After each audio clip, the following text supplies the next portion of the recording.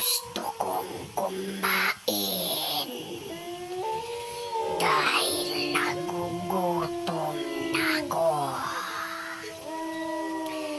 Sino ang pwedeng kainin dyan?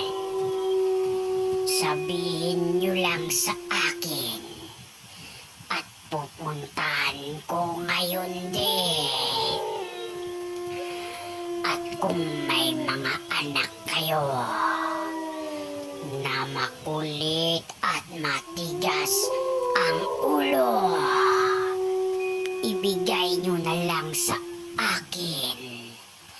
Dahil yan ang paborito kong kainin.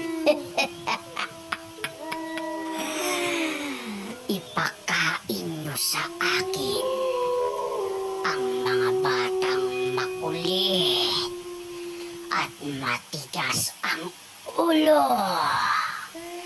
Dahil gutom na ako.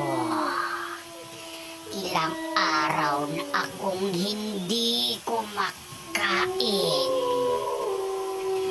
Kakainin ko sila ng buong buo.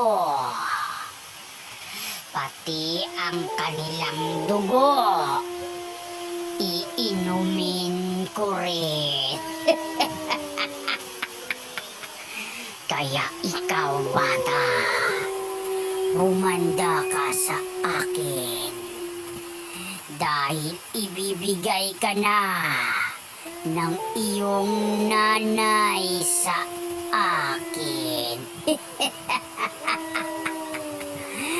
Mabubusog na naman ako.